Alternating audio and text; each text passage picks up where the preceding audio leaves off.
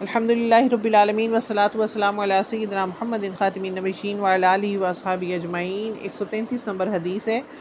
حضرت عبداللہ بن عمر سے روایت ہے کہ ایک مرتبہ ایک آدمی نے مسجد میں کھڑے ہو کر عرض کیا، یا رسول اللہ صلی اللہ علیہ وسلم، آپ ہمیں کس جگہ سے احرام باندھنے کا حکم دیتے ہیں؟ آپ صلی اللہ علیہ وسلم نے فرمایا، مدینے والے ذوالحلیفہ سے احرام باندھیں، اور اہل شام جعفہ سے، اور نجد والے کران سے۔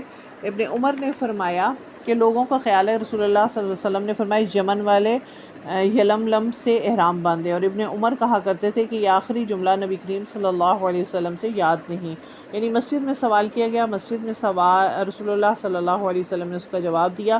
یعنی جب انسان جاتا ہے حج اور عمرے کے لیے تو احرام، اگر اس نے عمرہ کرنا ہے اور وہ مسجد الحرام میں ہے تو کہاں پہ جا کے تو وہ اپنے احرام کو باندھے گا، تو وہ 4 جگہیں جو ہیں وہ نبی کریم صلی اللہ علیہ وسلم نے بتا دیں، اور مسجد میں بیٹھ کے مسائل کا حل جو ہے آپ بیان کیا کرتے تھے۔ سبحانک اللہم و بحمدک، نشہد ان لا الہ الا انت، نستغفرک و نتوب الیک۔